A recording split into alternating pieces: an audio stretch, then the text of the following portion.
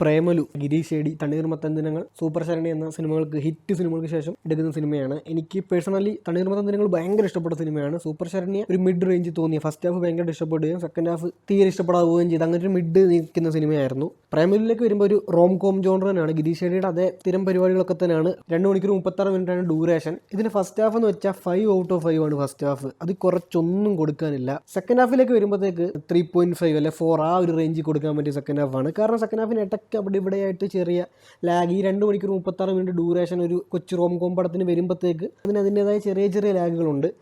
അതല്ലാതെ പിന്നെ നല്ല സ്വീറ്റായിട്ടൊരു സിമ്പിൾ ക്ലൈമാക്സും, അതല്ലാതെ ബാക്കി ഒക്കെ സെക്കൻഡ് ഹാഫിൽ അടിപൊളിയാണ്. കോമഡിയാണ് പടം.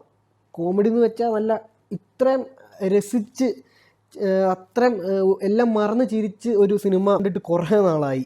ഒരു തർക്കമില്ലാത്ത കാര്യമാണ്. വേറെ ലെവൽ കോമഡിയാണ് മെയിൻ.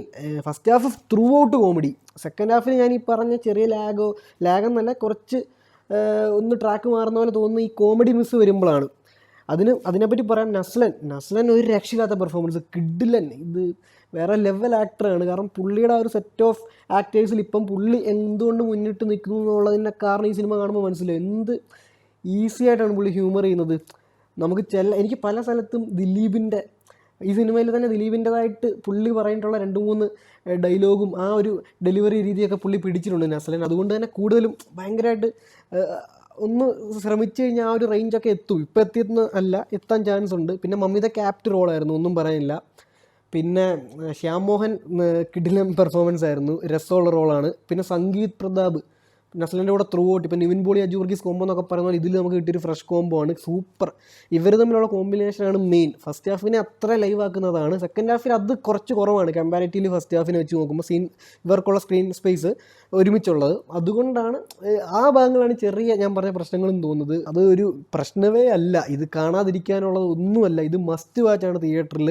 പ്രത്യേകിച്ച് ഇത് യൂത്തിന് കോൺസെൻട്രേറ്റ് ചെയ്തുള്ള പടമാണ്. കോളേജിൽ പഠിക്കുന്ന പിള്ളേരൊക്കെ ആയിട്ട് പോയി കണ്ട്, നമ്മളൊരു 5-6 ഫ്രണ്ട്സൊക്കെ ആയിട്ട് പോയി കണ്ട് അടിച്ച് പൊളിച്ച് കാണാൻ പറ്റിയ പടമാണ്. ഫാമിലിക്കും ഇഷ്ടപ്പെടും. ഒരിക്കലും അവരും മോശമെന്ന് പറയത്തില്ല. എല്ലാവർക്കും ഇഷ്ടപ്പെടുന്ന ഒരു പ്രോപ്പർ ഫാമിലി റോം കോം എൻ്റർടൈനറാണ്. മസ്റ്റ് വാച്ചാണ്. കൂടുതലൊന്നും പറയാനില്ല. മെയിനായിട്ട് പറയാനുള്ളത് ഗിരീഷ് ഏടി ഹാട്രിക് അടിച്ചു. ബ്ലോക്ക് ബസ്റ്ററാണ്, കൺഫേം ബ്ലോക്ക് ബസ്റ്ററാണ്, ഒരു തർക്കവും ഇല്ല. മാത്യുവിൻ്റെ ക്യാമിയോ ഉണ്ട്, ട്രെയിലർ കാണുമ്പോൾ തന്നെ മനസ്സിലാവും. അതും രസമുള്ള പരിപാടിയായിരുന്നു. അങ്ങനെ അകത്തൊക്കെ ഭയങ്കരമായിട്ട് ഇഷ്ടപ്പെട്ടൊരു സിനിമയാണ് പ്രേമലു. കുറേ നാളിന് ശേഷമാണ് ഇത്രയ്ക്കും ഒരു സിനിമ തിയേറ്ററിൽ പോയി കണ്ടിട്ട് ചിരിക്കുന്നത്. അപ്പോൾ ഈ സിനിമയ്ക്ക് എൻ്റെ റേറ്റിംഗ് 4 ഔട്ട് ഓഫ് 5 ആണ്. ഹൃദയം സിനിമയുടെ സ്പൂഫുണ്ട്. അത് ഒരു സ്പൂഫല്ല, 2 സ്പൂഫ് സീൻസ് ഉണ്ട് ഈ സിനിമയിൽ. അതിലെ ഡയലോഗ്സ് വെച്ചിട്ട് അതെനിക്ക് ഭയങ്കരമായിട്ട് വർക്കായി. അതിൻ്റെ ഒരു പക്ക നാച്ചുറൽ ഒരു വേർഷൻ കാണിക്കുന്നുണ്ട്.